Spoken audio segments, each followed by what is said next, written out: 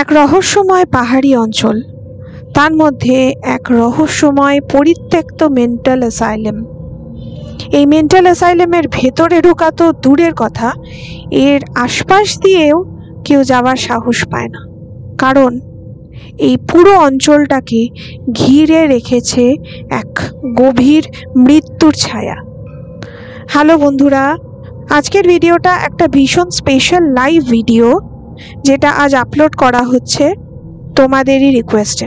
চলো সরাসরি তোমাদের সামনাসামনি এসে গল্পটা বলা যাক। আজকে যে বিষয়টা, সেটা একটা খুব ইন্টারেস্টিং একটা ঘটনা। ভারতবর্ষেরই একটি মেন্টাল অ্যাসাইলেমকে নিয়ে একটি ঘটনা। আপনারা কখনো শুনেছেন কি যে বিদেহী আত্মা যারা, এই বিদেহী আত্মারা কোনো মানুষকে ইউজ করে এবং দিনের পর দিন ব্যবহার করে তাদের নিজেদের শক্তিকে বাড়িয়ে তোলে এবং একটা পার্টিকুলার জায়গায় তারা সেই জায়গাটাকে অপবিত্র করে সেই জায়গাটাকে নিজেদের বাসস্থান করে তোলে এবং এমনই এতটাই অপবিত্র হয়ে যায় সেই জায়গাটা যে আর কেউ, কোনো মানুষ বা কোনো ভগবানের সেখানে কোনো উপস্থিতি থাকে না। আজকের গল্প না, এটা একটা সত্যি ঘটনা। আজকের ঘটনাটা কিন্তু এরকমই, ঠিক এইটাই ঘটেছিল। আজকের ঘটনাটা একটি মেন্টাল অ্যাসাইলেমের, যেই মেন্টাল অ্যাসাইলেমটি ভারতবর্ষের আজ থেকে প্রায় 30-40 বছর আগেকার কথা বলছি। এবং যদিও বর্তমানে এই মেন্টাল অ্যাসাইলেম যেখানে অবস্থিত ছিল সেই জায়গাটাতে এখন কিছু পরিত্যক্ত কিছু ওই বাংলো মতো আছে, একটা বড় প্রজেক্ট করা হয়েছিল, কিছু বিল্ডার্স মিলে করা হয়েছিল, কিন্তু সেটাও সাকসেসফুল হয়নি এবং তারা ফাইনালি সেই কাজটা করতে পারেনি এবং বর্তমানে জায়গাটি একটি পরিত্যক্ত জায়গা মেন্টাল অ্যাসাইলেমের। যার মেন্টাল অ্যাসাইলেম ছিল তার নাম হচ্ছে ডক্টর মধুর। আর এই ডক্টর মধুরের যারা মেন্টাল অ্যাসাইলেমে, মেন্টাল হসপিটালে যারা চাকরি করতেন, তাদের মধ্যে মেন ডক্টর ছিলেন ডক্টর অশোক, আর নার্স ইনচার্জ ছিলেন নার্স জেরি। এই ডক্টর অশোক আর নার্স জেরি, এই দুজনের মধ্যে শোনা যায় নাকি একটা সম্পর্ক ছিল এবং এই দুজনই নাকি খুবই নিষ্ঠুর প্রকৃতির মানুষ ছিলেন এবং পেশেন্টদের ওপরে অনেক রকমের অত্যাচার, দুর্ব্যবহার কিন্তু এনারা করে থাকতেন। যদিও ডক্টর মধুর যিনি ছিলেন, তিনিও একজন ডক্টর ছিলেন পেশায়, কিন্তু তিনি এই ধরনের কোনো ব্যবহারকে সাপোর্ট করতেন না। হঠাৎই একদিন কি হয়, মেন্টাল অ্যাসাইলেমে একজন খুব বড় ক্রিমিনাল, তারা খবর পায় যে সে মানসিক বিকারগ্রস্ত হয়ে গেছে এবং তাকে নিয়ে আসার সময় পাহাড় থেকে তাদের ভ্যানটা পড়ে যায় খাদে। সেটি বিস্ফোরণে একদম গুঁড়ো গুঁড়ো হয়ে যায়, পুরো আর কিছুই তাদের অবশিষ্ট পাওয়া যায় না, তাদেরও আর কোনো হদিশ পাওয়া যায় না এবং তারাও মারা যান আর কি। ডক্টর অশোক ছিলেন মেন ডক্টর এবং নার্স জেরি ছিলেন একজন নার্স ইনচার্জ। তো বুঝতেই পারছেন তার কাজের অনেকটাই ক্ষতি হয়ে গেল, কিন্তু অনেকে কিন্তু রেহাই পেয়েছিলেন এই দুজন মানুষের হাত থেকে। মাস তিনেক পরে হঠাৎ করেই ডক্টর মধুর বিছানায় শুয়ে আছেন। রাত্রিবেলা ওনার ঘরে, উনি কিন্তু ওই অ্যাসাইলেমের ভেতরেই কিন্তু ওনার কোয়ার্টারে উনি থাকতেন, তো ওনার ঘরে একটা প্রচণ্ড বাজে একটা ব্যাড স্মেল হয়। ওনার ঘুমটা ভেঙে যায়, উনি বিছানাতে উঠে বসেন এবং ওনার বিছানার একদম সামনেই ছিল কাঁচের জানলা। উনি দেখতে পান যে কাঁচের জানলার ওই পাশে দুটো পশুর আকৃতির মুখ, বিশাল বড় বড় পশুর মুখ ঠিক নয়, প্রায় মানুষের মুখ যেরকম সাইজের হয় তার প্রায় 2 থেকে 2.5 গুণ বড় দুটো মুখ এবং তাদের দেহের কোনো অংশ খুব একটা দেখা যাচ্ছে না, কিন্তু তাদেরকে দেখে তার ডক্টর মধুরের চিনতে অসুবিধা হয়নি যে দুজন মানুষ হলো ডক্টর অশোক এবং নার্স জেরি। এইবার এই দিন থেকে কিন্তু ডক্টর মধুর ডক্টর অশোক এবং নার্স জেরিকে প্রত্যেক অনেক রাত্রে দেখতে পেতেন এবং কখনো কখনো উনি দিনের বেলাতেও দেখতে পেতেন। অনেককেই উনি বলতেন যে আমি কিন্তু এদের দুজনকে দেখতে পাই। সবাই ভাবতেন যে পাগলদের ট্রিটমেন্ট করতে করতে ডক্টর মধুরও বোধহয় পাগলই হয়ে গেলেন। কেউ এটা সিরিয়াসলি নিত না। তো এইরকমভাবে কথাটা বেশ ছড়িয়ে যায় এবং ছড়িয়ে যেতে যেতে যে গেট কিপার ছিল মেন্টাল অ্যাসাইলেমের, সেই গেট কিপারও কিন্তু একটা সময় শুনতে পায়। এই যে গেট কিপার ভদ্রলোক, ইনি খুবই একজন ধার্মিক মানুষ ছিলেন এবং অনেক বছর ধরে এইখানে গেট কিপিংয়ের কাজ করতেন, যার ফলে তার সাথে ডক্টর মধুরের একটা ভালো সম্পর্ক ছিল। ডক্টর মধুর একদিন রাত্রিবেলা, বেশ রাত্রিবেলা 12:30-1টা, তখন ডক্টর মধুর এই গেট কিপারকে ডাকেন এবং ডেকে তখন বলেন যে শোনো, আমাকে একটু খাবার এনে দাও। খাবার মানে রান্না করা খাবার নয়, কাঁচা মাছ মাংস এরকম আর কি, ননভেজ যেগুলো। তো গেট কিপার প্রচণ্ড অবাক হয়ে যান, বলছে কেন, আমি এগুলো কেন, কি করবেন স্যার? বলছে যে আমি ডক্টর অশোক আর নার্স জেরিকে ওদেরকে খেতে দিতে হবে, ওদের খুব খিদে পেয়েছে। গেট কিপার তখন কিছু বলেননি। তখন গেট কিপার কাঁচা মাংস এবং কাঁচা মাছ কিছু এনে দেয় ক্যান্টিন থেকে। খুব অবাক হন দেখে যে ওনার ঘরের মেঝেতে একটা নিউজ পেপারের ওপরে, বড় করে নিউজ পেপার পেতে তার ওপরে এই কাঁচা মাছ মাংসগুলো রেখে দেন ডক্টর মধুর, এবং তারপরে উনি ঘর থেকে বেরিয়ে আসেন ঘরটা লক করে। তখন গেট কিপার বলেন, যেহেতু অনেক পুরনো গেট কিপার এবং ওনার সাথে ডক্টর মধুরের ভালো সম্পর্ক ছিল, তো উনি তখন ডক্টর মধুরকে বলেন যে এগুলো কি করছেন স্যার? মানুষ মৃত হয়ে যাওয়ার পরে তারা তো আর ফিরে আসে না এইভাবে। ডক্টর মধুর বলেন যে দেখো, তুমি তো ভগবানে বিশ্বাস করো, তাহলে তুমি যদি ভগবানে বিশ্বাস করো তাহলে তুমি এটাকে কেন অস্বীকার করছো?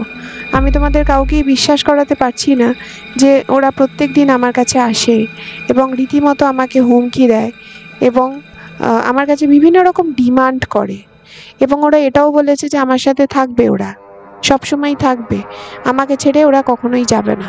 এবং তখন ডক্টর মধুর বলেন, তুমি বিশ্বাস যদি না হয় তুমি 5 মিনিট পরে আমার ঘরের দরজাটা খুলে দেখো, তুমি প্রমাণ পেয়ে যাবে।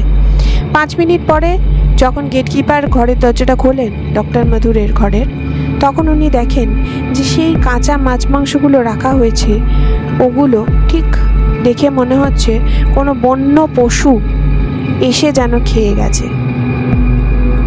অথচ যদি কোনো ছোটোখাটো বিড়াল কুকুরেও যদি খেত তাহলেও এই রকমভাবে বোধহয় খেত না। আর বিড়াল কুকুর ঢোকার মতো তো জায়গাও লাগবে, ঘরে কিন্তু কোনো জায়গা ছিল না যে একটা বিড়াল বা কুকুর ঢুকে পড়তে পারে। এইটা দেখে গেট কিপার কিন্তু এইবার একটু ভয় পেয়ে যান এবং উনি তখন মনে মনে ভাবতে থাকেন যে এটা কিভাবে সম্ভব, মানে এরকম ঘটনা তো উনি আগে কখনো দেখেননি। এর পরে কিন্তু এই গেট কিপার খুব ভালো করে লক্ষ্য করতে শুরু করে এবং লুকিয়ে লুকিয়ে আড়াল থেকে অবজার্ভ করতে শুরু করে যে কি চলছে ডক্টর মধুরের সাথে।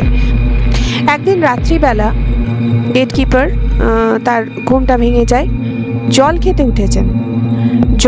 খেতে যেখানে জলের কুচোরটা থাকতো আর কি, তার সামনেই জানলা, এবং সেই জানলা দিয়ে ডক্টর মধুরের শোয়ার ঘরের জানলাটা কিন্তু দেখা যাচ্ছিল। তো উনি তখন গেট কিপার ভদ্রলোক দেখলেন যে জানলার বাইরে যেন কেউ দাঁড়িয়ে আছে। উনি কিন্তু ওনার সাথে যা যা ছিল অস্ত্র, সেই অস্ত্র নিয়ে কিন্তু বেরিয়ে পড়েন। বলা যায় না কোনো ডাকাতও হতে পারে। উনি যা দেখেন সেটা দেখে পায়ের তলায় মাটি সরে যায় ওনার। উনি দেখেন যে দুটো পশুর আকৃতির, অথচ জামা কাপড় পরা, মুখটা তাদের পশুর মতো এবং বড় বড়, মানে অনেক বড় বড় দুটো মুখ। গেট কিপারে তাদের চিনতে অসুবিধা হয় না যে তারা একজন ডক্টর অশোক এবং আরেকজন নার্স জেরি। এই দৃশ্যটা দেখার পরে গেট কিপার কিন্তু ওখানেই অজ্ঞান হয়ে পড়ে যান। তার প্রায় 7 দিন ধরে ওনার ধুম জ্বর ছিল, প্রচণ্ড জ্বর। উনি বুঝতে পারেন যে না, যেটা উনি বলেছিলেন ডক্টর মধুর সেটাই সত্যি। এবং ডক্টর অশোক এবং নার্স জেরি, যেহেতু তারা খুব অত্যাচারী দুটো আত্মা ছিল জীবদ্দশায়, মৃত্যুর পরও কিন্তু তারা ডক্টর মধুরকে ছাড়বে না। ইতিমধ্যেই এই ডক্টর মধুরের এই ব্যাপারগুলো আস্তে আস্তে বাড়তে থাকে এবং সপ্তাহের একটা দিন করে, একটা পার্টিকুলার দিন প্রায় মাঝ রাতে উনি উঠে একটা পার্টিকুলার গাছের তলায় হাঁস বা মুরগি, কখনো ছাগল এরকম রেখে আসতেন এবং সকালে তাদের শুধু হাড়গোড়গুলো আর কিছু রক্ত হয়তো পড়ে থাকতো আর কি। প্রতিদিন এই যে মানে কাঁচা মাছ, কাঁচা মাংস, এই ব্যাপারগুলো কিন্তু প্রতিদিন চলছিল। এবং আস্তে আস্তে এইরকম কয়েক মাস চলার পরে ডক্টর মধুর তার প্রায় 80% মানসিক বিকারগ্রস্ত প্রায় হয়ে পড়েন। ওনাকে নাকি অনেকেই দেখেছে যে বাউন্ডারির বাইরে নাকি বসে আছেন। তো ওনাকে কেউ জিজ্ঞেস করেছে যে কী ব্যাপার, আপনি এখানে কেন বসে আছেন? তো তখন উনি বলেছেন যে না, ওরা রাউন্ডে গেছে এবং ওরা আমাকে বলে গেছে আমি যাতে এখান থেকে না নড়ি, ওরা আসার পরে আমি রাউন্ডে যাব। এমন একটা পরিস্থিতির সৃষ্টি হয় যেখানে কোনো ডক্টরই ছিলেন না, একমাত্র ডক্টর মধুর ছাড়া। এমনকি কোনো অ্যাটেন্ডেন্টও ছিল না, কোনো হাউসকিপার, কেউ থাকতে চায়নি ওখানে। সবাই ওখান থেকে বেরিয়ে যায় ভয়, এমনই একটা সিচুয়েশন ওখানে হয়ে গেছিল। একমাত্র ছিলেন সেই গেটকিপার ভদ্রলোক, যিনি ডক্টর মধুরের প্রতি কৃতজ্ঞতা হোক, ভালোবাসা হোক, যাই হোক না কেন, উনি কিন্তু ছেড়ে যাননি। কিন্তু যাই হোক, শুধু গেটকিপার দিয়ে তো একটা মেন্টাল অ্যাসাইলাম চলে না। বাধ্য হয়ে ডক্টর মধুর কিন্তু ওই মেন্টাল অ্যাসাইলামটা বন্ধ করে দেন। তো যাই হোক, এরপরে 2.5 বছর এই মেন্টাল অ্যাসাইলাম একদম বন্ধ ছিল। এবং খুব অবাক হবেন আপনারা শুনলে যে ডক্টর মধুরের পরিবার থাকতেন দিল্লিতে। ডক্টর মধুর কিন্তু দিল্লিতে ফিরে যাননি তার পরিবারের কাছে। অ্যাসাইলাম বন্ধ থাকা অবস্থাতেও তিনি অ্যাসাইলামেই থাকতেন, সেই কোয়ার্টারেই, যে কোয়ার্টারে উনি খাবার দিতেন নাকি ডক্টর অশোক আর নার্স জেরিকে প্রতিদিন। 2.5 বছর পরে হঠাৎ করেই এই গেটকিপার ভদ্রলোক, তিনিও ইতিমধ্যে আরেকটি জায়গায় জয়েন করেছেন চাকরিতে, তিনি হঠাৎ করে খবর পান যে এই অ্যাসাইলাম নাকি খোলা হচ্ছে। উনি সঙ্গে সঙ্গে যান ডক্টর মধুরের কাছে এবং ডক্টর মধুরকে উনি বলেন যে আপনি এটা কী করছেন? এরকম একটা জায়গা যেখানে শুধু আত্মার বাস, এবং আপনিও সেই আত্মাদের সাথে রীতিমতো কথা বলছেন, তাদেরকে খাবার দেন, এবং এরকম একটা ভয়ঙ্কর জায়গা, এখানে কি কোন পেশেন্ট আসবে? আপনি কেন এটাকে আবার খুললেন? এটা শুনে ডক্টর মধুর বলেন যে দেখো, বন্ধ যখন হয়েছিল ডক্টর অশোক আর নার্স জেরি আমাকে বলেছিল বন্ধ করতে, খুলেছি কিন্তু ওদেরই ইচ্ছায়। আর তুমি একদমই এই সমস্ত কোনো কথা আমাকে এখানে বলতে আসবে না, কারণ আমি শুধুমাত্র ওদের কথাই শুনবো, আর কারোর কোনো কথা আমি শুনতে বাধ্য নই।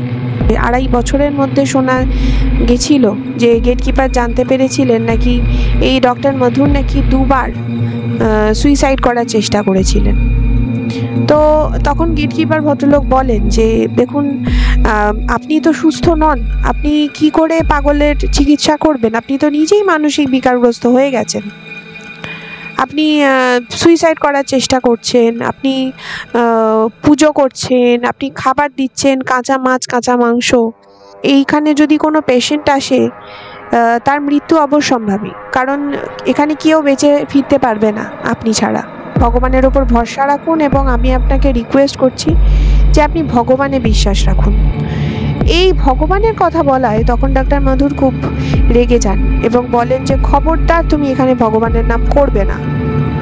তুমি কি ভাবছো ওরা শুনতে পাচ্ছে না? ওরা এই মুহূর্তে আমার ঠিক পিছনে দাঁড়িয়ে আছে এবং ওরা প্রত্যেকটা কথা শুনতে পাচ্ছে। ওরা কিন্তু এই ধরনের কোনো কথা সহ্য করবে না, তোমারও কিন্তু প্রাণ নিয়ে নেবে, কাজেই খুব সাবধান। তো এইটা শুনে তখন গেটকিপার বলেন যে ঠিক আছে, উনিও তো ভগবানে বিশ্বাসী। গেটকিপার বলেন যে ঠিক আছে, তাহলে দেখা যাক ভগবান যেতে না শয়তান যেতে। আপনি আমাকে দায়িত্ব দিন, কয়েকদিন আমি দেখি কি করা যায়। এবং আমি এখানে ভগবানের বাস যাতে হয় সেই চেষ্টা করব, সেই কাজটাই করব। দেখি এখানে শয়তান কিভাবে আসে। তখন ডাক্তার মধুর খুব কেঁদে ফেলেন এবং ভেঙে পড়ে এবং বলেন যে দেখো তুমি এটা করো না, এটা করলে কিন্তু আমাকে কিন্তু মেরে ফেলবে। তুমি দেখবে কি করেছে, কি করে ওরা আমাকে। বলে উনি হাতের এই জায়গাটা দেখান, এই হাতটা দেখান এবং দেখেন যে সেই ব্লেড দিয়ে চেরা চেরা চেরা চেরা দাগ। তো তখন গেটকিপার বলেন যে এগুলো কিসের দাগ? তখন বলেন যে আমি আজ পর্যন্ত যা যা ভুল করেছি সেই ভুলের শাস্তি। কবার ভুল করেছি, কতগুলো ভুল করেছি, সেই ভুল এইভাবে ওরা কাউন্ট করে আমার শরীরে, শুধু হাতে না, সারা শরীরে।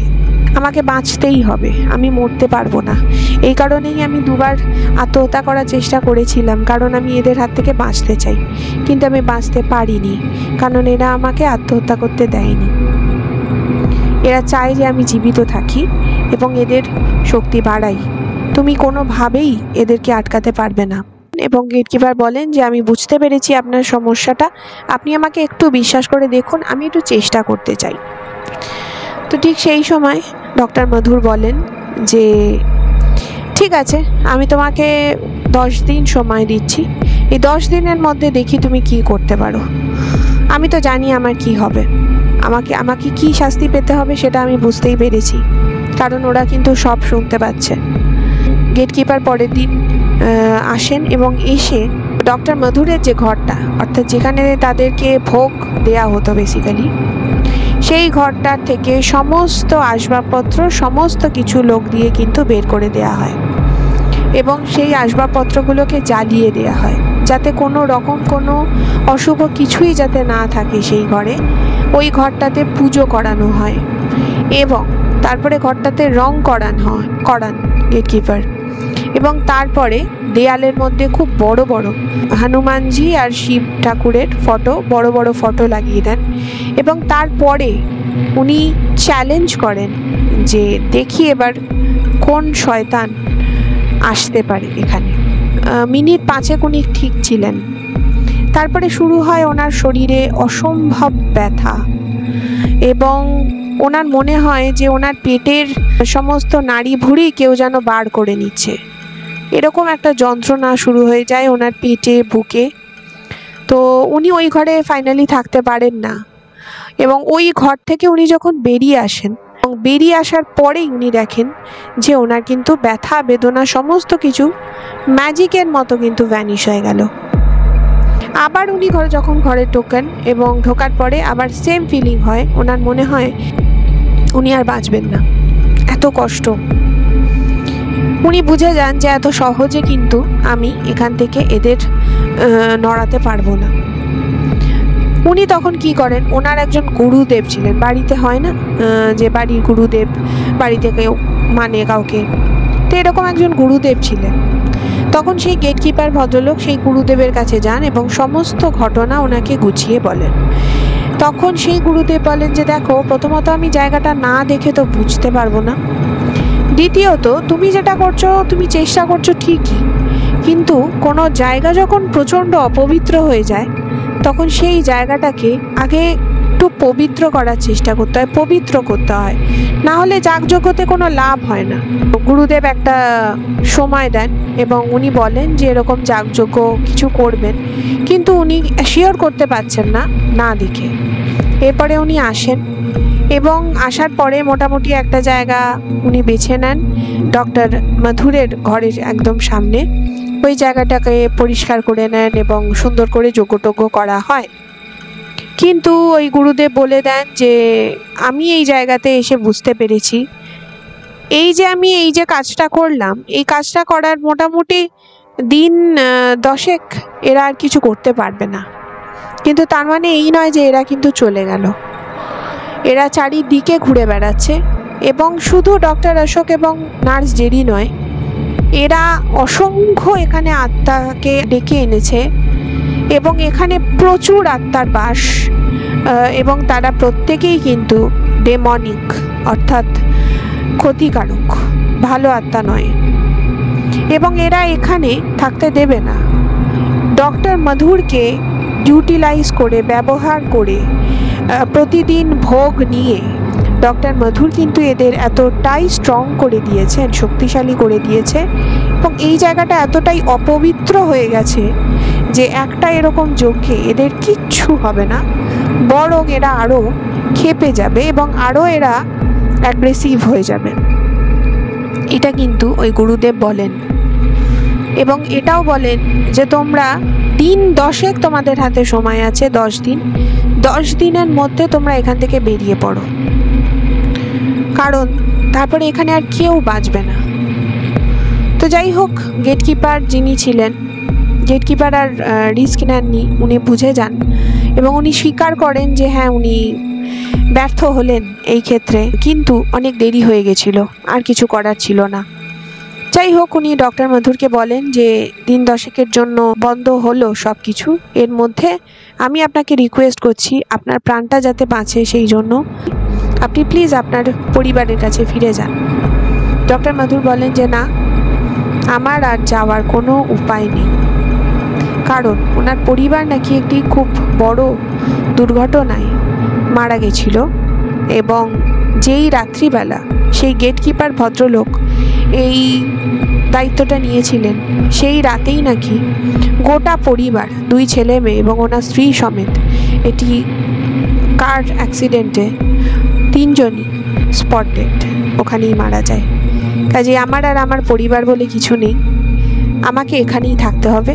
আমি জানি আমার নিয়তি কী, আমার ডেস্টিনি কী। এই গেটকিপারকে বলে দেন যে তুমি এসো, তুমি আর কোনোদিনও এই জায়গায় ফিরে এসো না, ফিরে তাকিও না, তুমি যেও, তুমি তোমার বাড়িতে যাও, ফ্যামিলির কাছে যাও।